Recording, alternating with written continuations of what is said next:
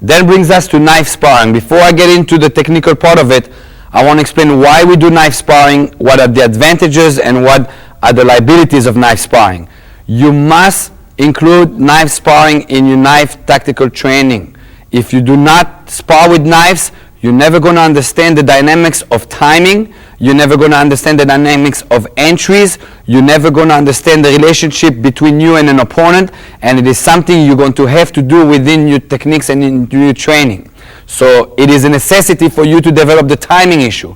However, the liability of sparring is you're not sparring with real knives. And in a certain sense, you are building a wrong sense of confidence because you're actually not getting cut or you're not getting basically terminated. So you're going to have to fine-tune your knife sparring that it still stay realistic, but you still get the training. That is done in the Agana system with the time limit on the knife sparring and also the training knives that we use. The time limit in knife sparring in Agana is 30 seconds. I always say with knife attacks, it's one encounter, one chance. You're not going to get a second chance with a knife situation. In other words, if your engagement was bad, you got cut, engagement is over. So it's 30 seconds only versus a 2-minute sparring or 3-minute sparring round if you're doing boxing, kickboxing, or any other style of sparring. So it's a very short amount of time that is also used so the adrenaline is pumping, all right? And then we have all kinds of little drills that we do within the sparring so we pick up the stress that's coming in. Using knife sparring knives in the system will help you also on a marking level. In our system, we use 2 types of training knives for the knife sparring. The first one being a military rubber training knife. This is a knife that's flexible. This is used at the first level of knife sparring because it's a forgiving knife. In other words, when it hits you, it is flexible and it doesn't hurt that much. If you look at the edge of the knife, I have a possibility to put either chalk or either lipstick so it be used later on for marking so you have a monitor or how you're doing on your knife sparring. So this is the first one, the first level. Later on, you'll be introduced to a hard knife that has a marker. When you spar with this knife, it is less forgiving. In other words, when you start nipping in the hands, it's going to hurt. This illustrates more of a reality without getting cut because it's actually hurting you, and when they're going to nip you, you're going to pull your hand just out of the instinct of the pain. So this is the first level, again, flexible, it'll give. This is the second level of knife sparring, it is less forgiving. Both of them have edges that you can mark them so you will have a monitor of how you're doing in your knife sparring. Okay, according to those knives, you're going to have the training knives and you have to understand knife sparring. It is not a sport. There's not a 1-0, 1-1. It has nothing to do with scoring. What you are building in your knife sparring is an instinctive skill to be able to go in and out engagements, to be able to read. When it comes for an attack, you're going to have to learn to read what's coming in as it comes in. If you can't read, you can't deal with it. In other words, right now when you spar with a knife, you're going to be a little bit stressed out because it's dynamic. Just think about when the guy has a real knife in his hand and he's coming with the real intention to hurt you. Therefore, the knife sparring will kind of like duplicate that or will make you, give you a feeling. But remember, at the end of the sparring session, it did not cut you. So there is a plus to it and there's a minus to it. And you're going to have a good trainer to teach you how to insert stress drills into the knife sparring so it still stays realistic even though we don't have real knives.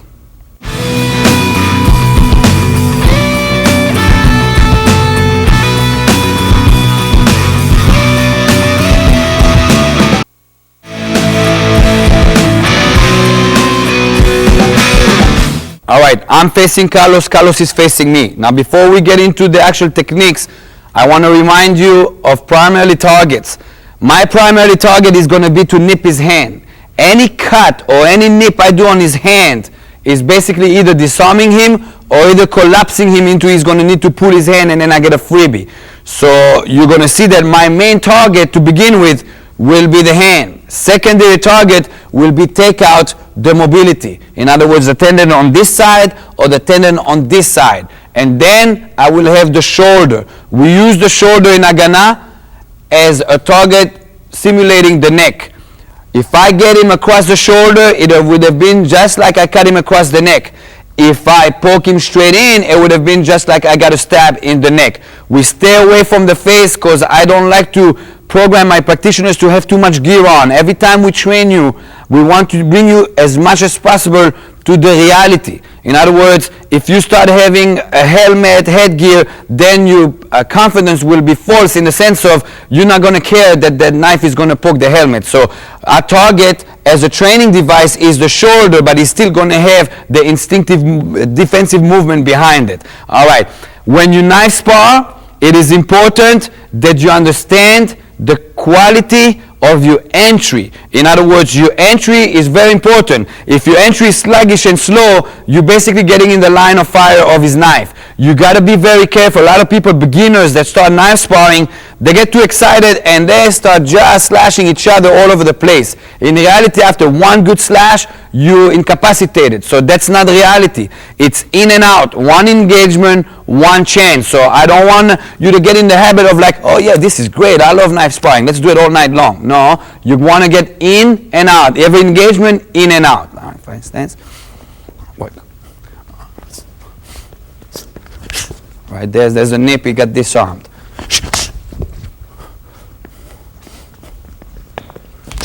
Right there, mobility, right there in the neck. Okay, you're going to have to learn to be sneaky. In other words, don't always, fighting stance, sometimes I'll fake down here and I'll go up. Always try first here. Now, I know Carlos. Carlos knows me. He's been my student for 13 years. In the street, you do not know how good he is. In other words, you don't know how fast he is. You don't know if he's got good entry. You don't know if he's got any training to begin with. You always want to take out his knife first.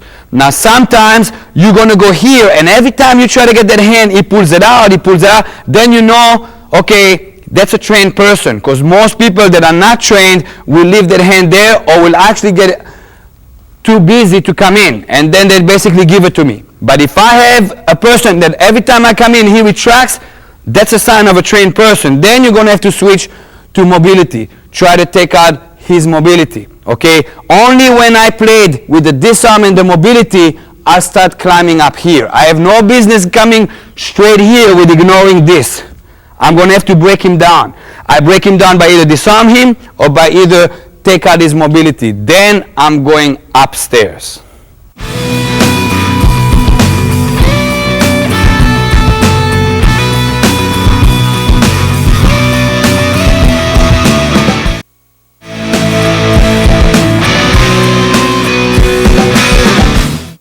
I got Carlos in front of me. It is very important for you to realize and remember, you need to stay composed, calm, and patient. Don't start jilting yourself into the knife. He's got a knife. Do not ignore that fact, okay? There's a lot of people that get into knife sparring and they get too excited and they just go in just for the sake of going in. I'd rather wait a couple more seconds and read what he's got. Usually, while you look at your opponent, you're going to see if he's trained, you're going to see if he knows what he's doing, and if anything, you're going to be able to detect anything that's coming in much better.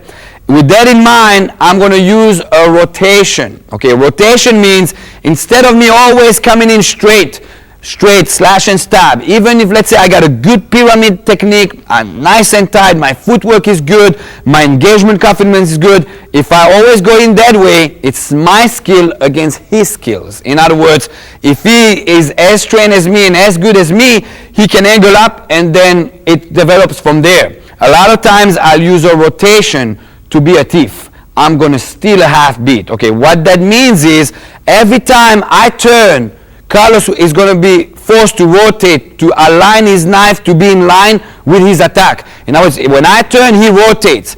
In that time that he rotates, there is a half-beat timing behind me. In other words, I am the one who dictated when he get to move. I can basically now engage. What the rotation will do is it will give me an engagement advantage. In other words, I departed first before he departed. In other words, I rotate him. As he rotates, schlag. I got him right there, disarmed him, and then I got a freebie on the entry.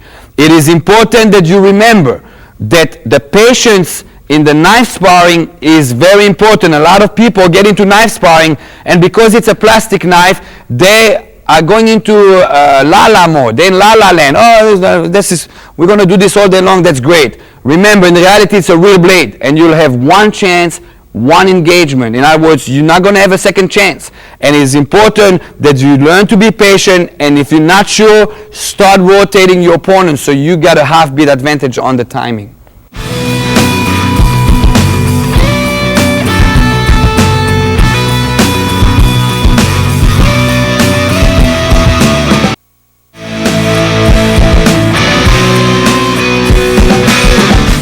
If I'm in front of Carlos and both of us are basically, I'm rotating, he moves, and I see that he's being cautious, this is a trained individual. This is when you can start elementing, putting the environment to your advantage. Okay, what I mean by that is, maybe I want to projectile something at him. Okay, in Israel, it's usually, I spit at him. Most people, you spit at them, they either move or they go like this, and then you get a complete freebie. In other words, I'm using the environment to help me out. Not only rotating. Maybe if I see that there's something behind him, a wall or something, I start putting the pressure on him, and then he, for a second, get shock circuit by bumping into what's behind him. You need to learn to use the environment to your advantage.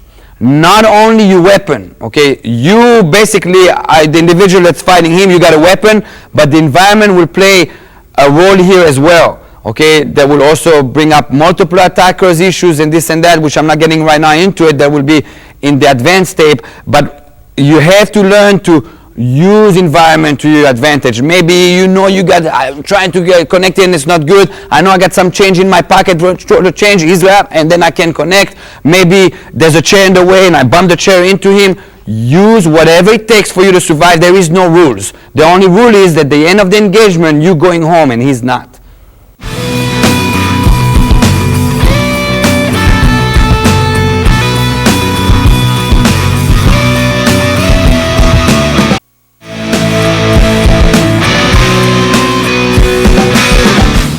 Now let's address the issues of advanced tactics. After you have mastered the footwork, the techniques, the principles, you've been introduced to sparring and you develop that, you can move on to advanced tactics. We're going to introduce you to 3 advanced tactics. Number 1 will be the reverse grip style of fighting. Number 2 will be double knife. I got 2 knives against my opponent. And finally, we're going to address the issue of multiple attackers within a knife fight.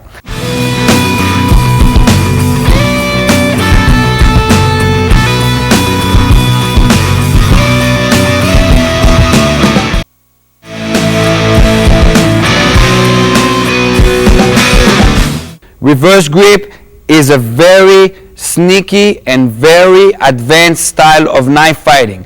It has a better technique and better tactic in the sense of you're going to completely absorb your opponent and slice him open. In other words, it is a fox style of fighting with a knife versus a fencing style. When you're in regular grip, you're basically fencing. When you're in reverse grip, you're saying, come on in. Come on in my house, I'm going to show you around. That's what the reverse grip is all about. Okay, first we got to review how to hold the knife in a reverse grip. Again, you're going to grab the knife with your knuckles, not with the hand, because you want to align the blade with those knuckles. So I'm right here. As soon as I got that, I'm going to close my hand, and my thumb will go right over my other fingers.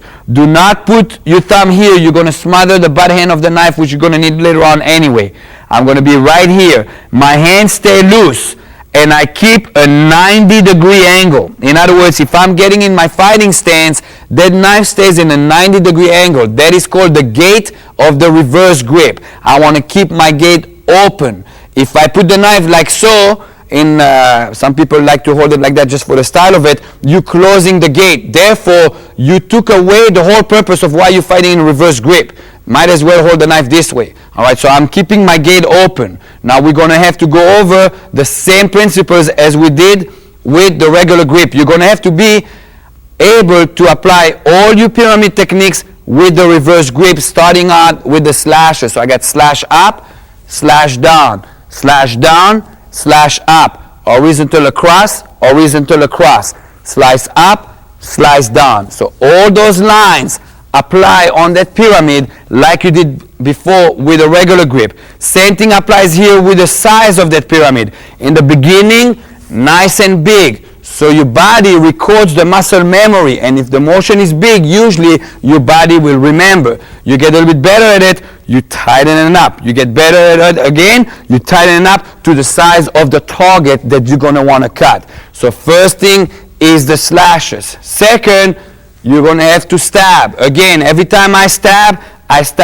inward the pyramid. If I take this corner, I'm going to stab this way. So the knife goes inward the pyramid. If I take this corner, I'm going to stab this way. I'm not going to stab this way. They'll end up slashing out. So every time I stab, I'm going to stab inward. Again, I make it big first, and then I start tightening up. Every time you stab, it's like a poke, like you're ice poking ice. A poke. Don't try to stick the knife into him because it's going to take a long time to stick it out. Just make a hole.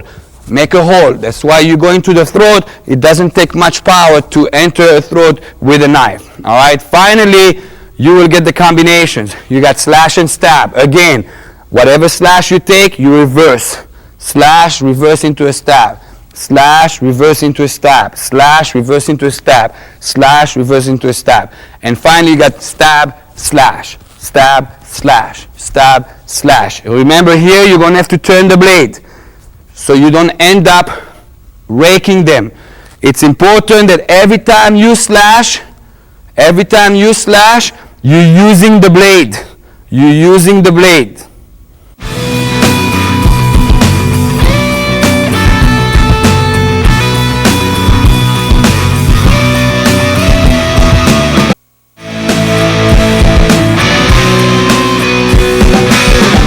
Okay, now that we practice the slashes and the stabs and the combination, now you got to realize, why do I choose to go from regular grip into reverse grip? That is a tactical assessment and tactical decision that you're going to make. You're not going to just go to reverse grip just because I'm going to fight reverse grip this time. When you fight reverse grip with the knife, you are fighting into what I call the fox style. You want to hook him in. Okay, you're going to need to learn how to hook with your knife. Every time he's going to come in, you're going to basically hook him in, trap him, and basically starting to go to work. So it's different than the other style, which is regular grip, where the distance will make a difference on the engagement. When you're in reverse grip, you're going to wait for him to come in and invite him.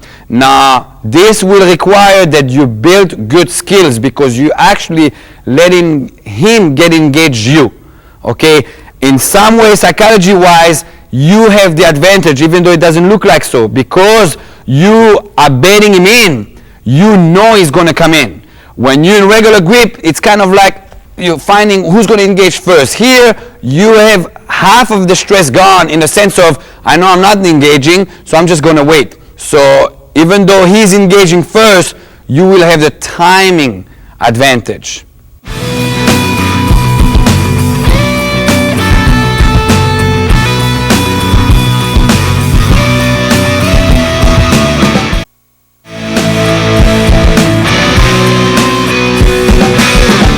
Okay, in the segment of the regular grip, when Justin was coming in with a straight angle one, the block was created this so. Okay, the difference between blocking and hooking will be that if Justin comes again, I'm going to hook instead of block. Okay, the reason for that, if I'm in reverse grip and I block, most of the time that will create a disconnection, and I never got a chance to pull him in. All right, so hooking will be hooking him in. This is the reason why in Israeli tactical knife fighting, we don't use double-edged blades. Okay, we use singular blade, because if I had a double-edged blade, when I'm hooking, I'm going to end up cutting him, and he's going to disconnect just out of being cut. If I have a singular blade, then what happens when I hook him, I can trap him in without him pulling out because he's getting cut. So that's the main reason why in Israeli tactical knife fighting we don't use a double blade as our leading knife. Now you're going to see later on, as we use both knives, two knives, the rear knife will be a dagger, and that knife will be double-edged because there's no issues of trapping or hooking or bringing him in with a knife. That knife would be simply used as a piston. So the leading knife is never double-edged. If it's a rear knife, that's going to be a double-edged knife. That's why in the military units, the leading knife is always hooked here, like the paratroopers or the special forces, and the secondary knife is a boot knife. And the boot knife is always double-edged. If you get a boot knife, you're going to see it's double-edged. That's why, because leading knife, single edge. Boot knife, secondary knife, always a dagger.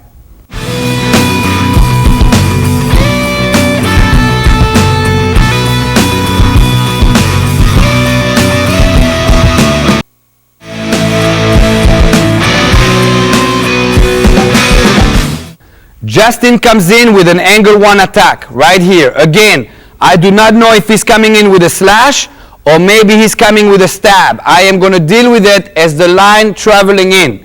Just like I did with the regular grip, I'm going to do with a reverse grip. I'm going to cut the angle to 2 o'clock as a precaution of getting out of the line of traveling of the knife. My other hand is going to go by the neck to protect my throat. In the process, I'm going to block. Now this is for training purposes.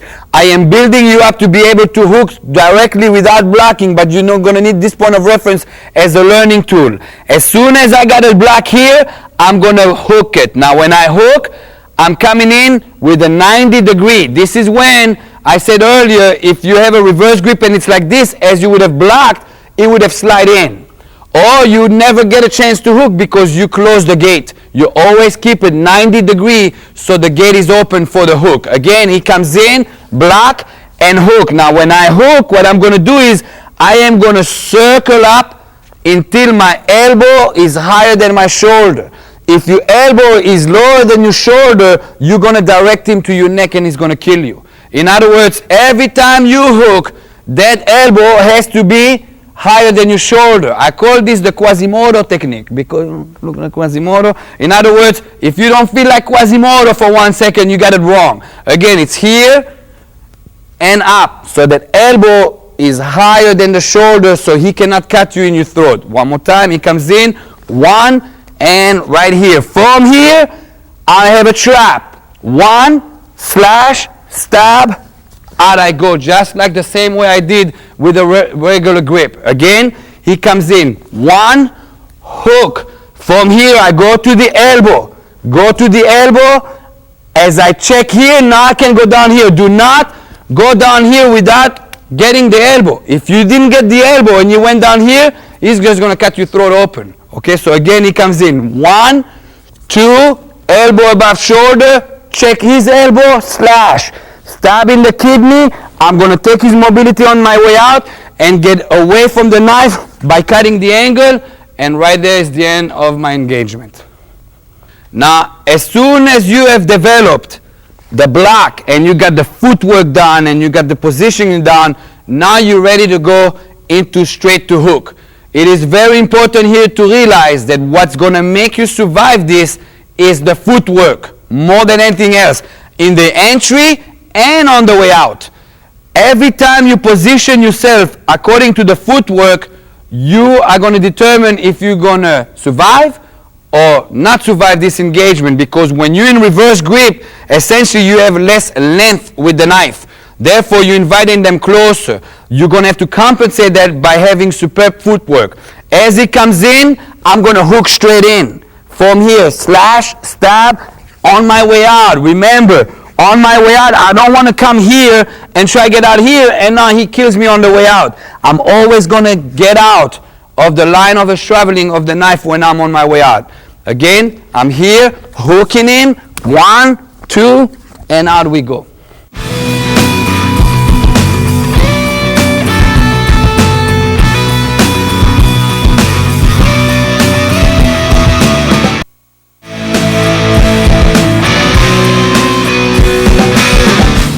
Okay, this time Justin comes in with an attack on angle 2. Again, I don't know if it's a slash coming in or I don't know if it's a stab coming in. I will treat it the same way. Again, as he comes in, I'm going to angle up and I'm going to shoot my blade with the block first as a training device. In other words, originally I'm going to hook, but I'm going to get you there first with the block. Again, he comes in, I angle out to 10 o'clock, other hand by the neck just in case, and the block gets established here. Now it's important that you realize earlier on angle 2 we did this, and we came here and this, and we cut out.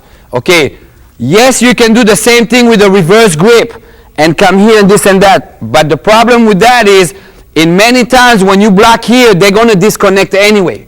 And the style of hooking is to bring them in so you can completely demolish him, not giving them a chance to get out. So that is the reason why we chose the reverse grip, because we want to hook them in. If I wanted to block it, I would have used regular grip. Okay, so again, he comes in. First thing is the block. From here, I'm going to hook and circle out and serve it right here into my trap. Again, he comes in, stop it, hook, serve it right here. From here, slash, stab. Again, you have the option here, slash, stab to the groin, slash, stab to the abdominals. I'm going to pull out, mobility here, and angle out here. Always angling out of the knife traveling line. Again, he comes in, one. From here, serve it right here. Slash, stab, mobility, and out we go. Justin comes in, I'm going straight to hook. Now it is important here that you remember, when you go straight to hook, it is your footwork that gives you that insurance that you're not going to cut. If Justin comes in and I simply hook, I'm going to hook him right into my organs. I'm going to need to cut to 10 o'clock as I hook, so I never got cut. At the end of the hook on this one, I'm going to trap. Again, when I trap him here, don't do it with your thumb. If you go with your thumb, there's two liabilities to that. Number one, your knife is down here and you might nip yourself with your own knife. Number two, as soon as you grab here, if he yanks to any direction, I'm going to be going with it because I grabbed him. Do not grab him, just cup it with your hand. Again, so Justin comes in, one, and right here. From here, slash and stab. I'm going to have to angle out of the knife route. Coming out, take his mobility on the way out on this angle. Again, coming in, one, slash, stab, take his mobility, and out we go. One more time, coming in, one, slash, stab, and coming out, and here we go.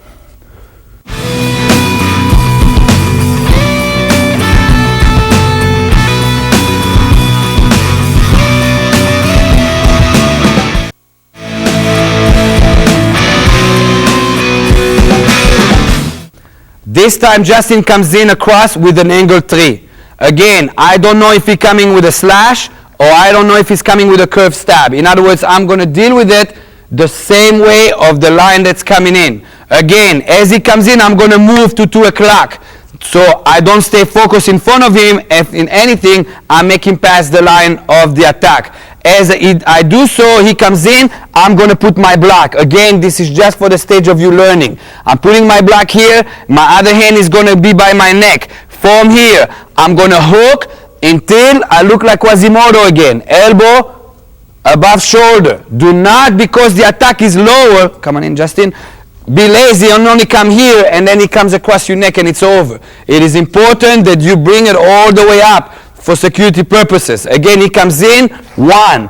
I hook all the way up. As soon as I'm here, I'm going to have to check his elbow, slash, stab in the kidney. Again, I'm going to have to stay away from that knife. I find my way out, closing the door, taking the mobility on this angle. One more time, coming in, one. From here, hooking all the way up, checking the elbow, slash, stabbing in the kidney, and closing the door, angling out away from his knife. All right, Justin comes in with his angle 3, and I choose to hook right away. It is important here again that as I hook, I move. If I don't move and I simply hook, I'm going to get cut. I have to angle out and make sure my elbow is above shoulder. When I have this neutralized, only then I come in with my counter attack and with closing the door. Again, One more.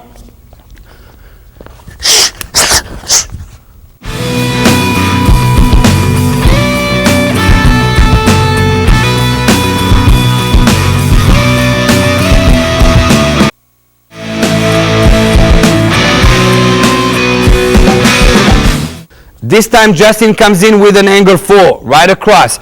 Again, I don't know if he's coming in with a slash or if he's coming in with a curved stab.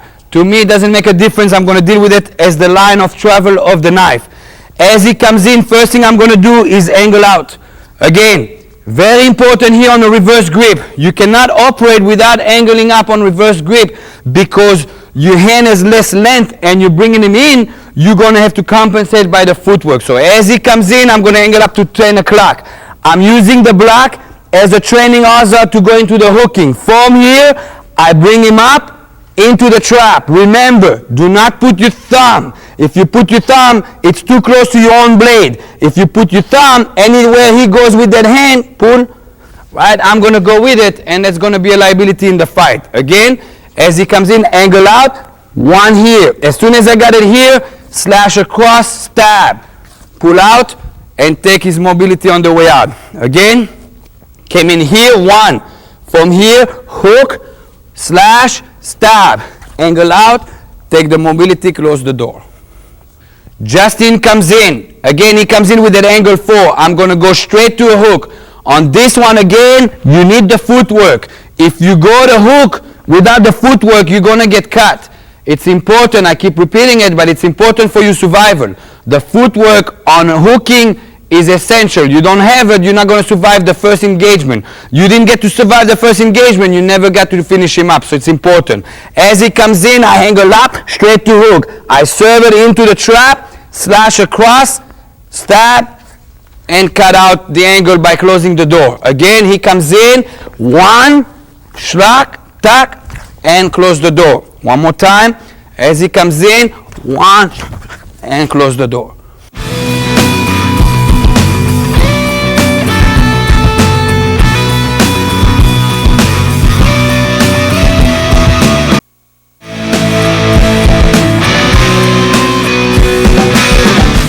This time Justin is going to come in with a straight stab. He's just rushing in with a straight stab.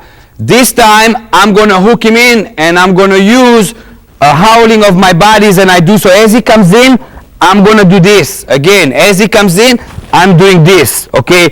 My body, I'm not going to shuffle back or take a step back. If I do so, come on in, I ain't got nothing. I didn't get to hook him. In other words, hooking is inviting me in.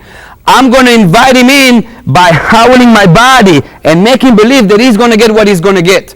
Again, I'm here, and all I'm doing is this. Now, if you look at my footwork, originally my heel is up. And as I go back, I replace that so I can create this space right here. Again, right here. Now, one of the big reasons why it is better for me to do this versus going backward. Number one, going backward, I won't hook him. And number two, maybe I'm not aware of what's behind me. And I try to back up, and there's a wall behind me, and he gets his stab because the wall stopped me. So again, if I'm here, I know I'm occupying this space. I'm going to keep occupying that space, but I'm going to change my posture so I can hook him in. Again, he comes in, and I hook him in. Here, there is no block. It's going to be, go slow motion, please. It's going to go straight into a hook. Now again, at the end of my hook, my elbow is going to be above my shoulder. From here, I'm going to piston straight out, control the elbow, slash, stab, and I'm going to find myself out on this angle, closing the door. Again, coming in, one, elbow above shoulder, piston in, slash in the process, stab, close the door, take his mobility out.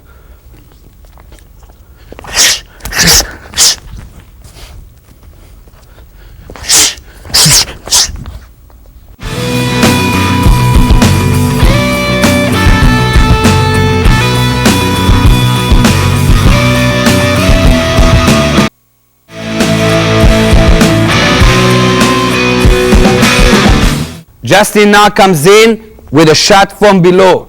In other words, he comes in just coming from below. On this one, I am going to use a block no matter what. Even if I'm going to continue with the hook, I'm going to start with the block because the motion is just too strong and it's going to be too much of taking a chance to try to hook right away. So here, first thing, I'm going to block. As soon as I got the block, I'm going to hook this way. Not disconnecting, because you can afford to disconnect here. It's coming right into your body. I'm blocking here, hooking here. From here, up we go again. Elbow, 1, 2, and out I go. Again, as he comes in, 1.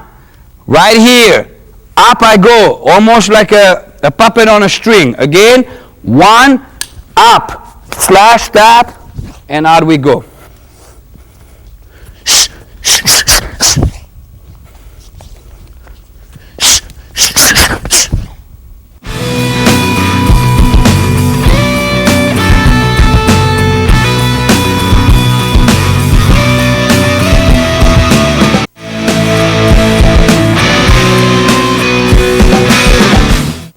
Double knives. That brings us to the issue of double knives. Usually in a military setup, the leading knife will be a single blade and the rear knife will be a dagger. There is a reason for that. The leading knife has to have the option to be able to hook if I choose to go in reverse grip, and also so I can threaten my opponent without actually endangering him. A lot of times, instead of me using the blade, I'll use the door pod. He doesn't know that and he's intimidated, and I'll get the information out of him real fast. In other words, the knife up front has to be a single blade. Rear knife is a dagger. Now I'm going to pick you up from what I left you the last segment with a reverse grip. Carlos is going to come in with an understab. I'm right here. Again, I'm right here to begin with. From here, I'm coming up. Now, instead of me trapping and coming in with this knife, I got a dagger that's working like a piston.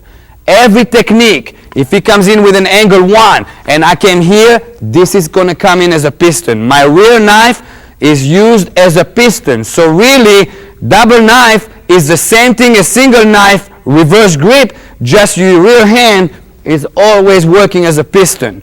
Again, so he comes in, I'm coming 1, in, and right here, all right? So anytime you have double knife, you can piston down. Now, a military setup, sometimes he attacks. He's got a knife, and I got a knife, and I know I cannot take his life. I need the information out of him. In other words, automatically, if I have 2 knives or whatever, I am going to come in into reverse grip because I'm going to have to hook him in. As I hook him in, if he comes in under stab, right now, instead of dagging in, I can go in behind and here. Now, he knows I got 2 knives.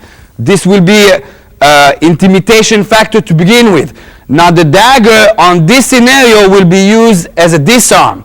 In other words, when I come here, as I come up here, I'm going to basically piston into the hand of the knife. In other words, I'm come 1 and come right here. See the disarm? And now I can come in, and I chose not to take his life. So double knife can be used as a piston on the hand that's holding the knife from the hooking, or it can be to take him out with the dagger motion.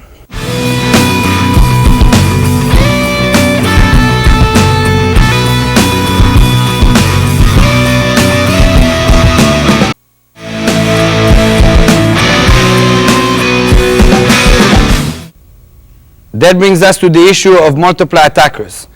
If you're in a street fight and multiple attacks you, you'd definitely be better off if you have a knife.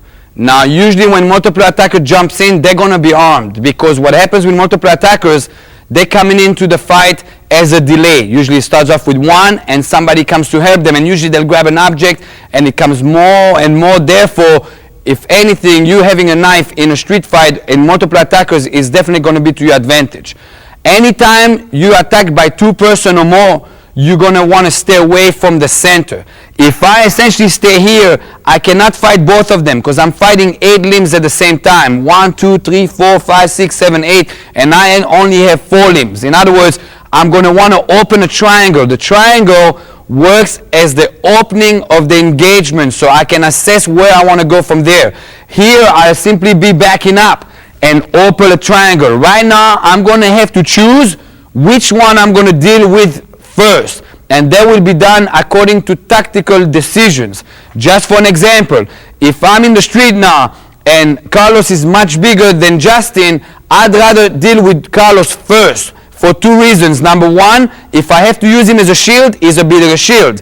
Also, intimidation-wise, usually when you take the big guy out, small guy out starts thinking twice. Well, he took the big guy out, I'm going to go really after this. So I will make a decision. Sometimes the decision will be done by maybe I got an exit of this room on this side, therefore I'm better off dealing with him first. So that will be according to the tactical decision that you'll take at that time. As soon as you open the triangle, one of them will rush in, or maybe both of them. You're going to have a stopping power. That usually will be done with stopping kicks, in other words, side kicks and stopping them. As soon as the motions start working, you're going to need to align them. In other words, I'm going to start rotating them that I put them in one line. Therefore, essentially, I am dealing with one at a time, and he's getting frustrated, he's in the way. All right, so I'm basically using him as a shield from this one. Now this will work if there's two attackers. If there's more than two attackers, you're going to have to start working with that knife and just keep cutting the angles. So again, anytime you have a multiple attack situation, knife, no knife, yes knife, sticks, you don't know what they're deploying because they're coming from different angles. First thing, don't stay in the middle. Always find your way out of the triangle. Either that direction or that direction, doesn't really matter. Here, for the sake of illustrating, I'm just going to back up. As soon as I got the triangle done, I'm going to choose where I'm dealing for. Before this one or this one. And then I'm going to start rotating them by aligning them. Now it is important right now that you have a vision on him as an engagement, and a vision on that one.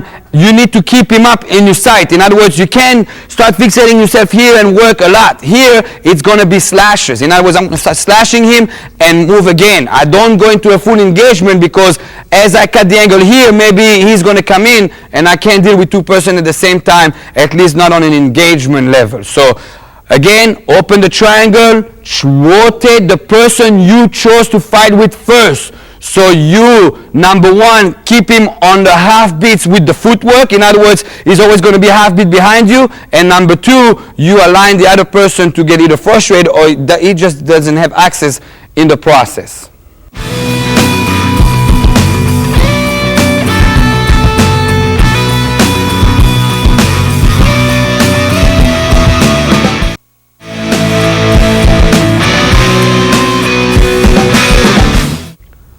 As you can see, a knife fight is very dynamic.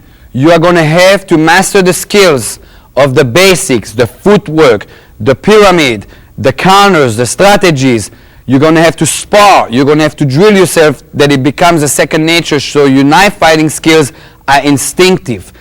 If you fight an experienced knife fighter and you are not prepared for it, he's going to slice and dice you. You will have no chance in survival. So the only way you're going to survive that is that you bring yourself to a higher level of skill that the other person has. And that will be done by mastering the basics. It's important that you practice your basics, your footwork, the slices, everything. Then, only then, you can go into more advanced material. We have a series that's coming up that's a counter-terrorist series. There we will address more advanced technique and different applications, such as when do I take the armpit and why do I take the armpit? When do I take the collarbone and stab the collarbone? Those are different applications and those will be covered in the counter-terrorist series. However, you have no business going there before you master the ABCs of the Israeli tactical knife fighting, because that's going to be your foundation.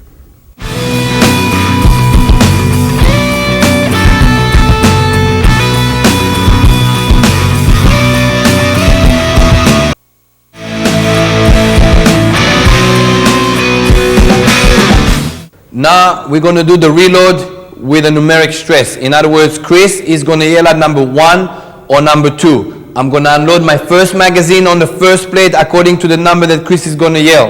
And then I'm going to reload and get the other plate with the same number. In other words, I am going into the scenario not knowing which number, and I'm going into a tactical reload. Here we go.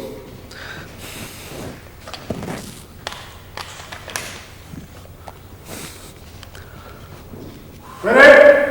1!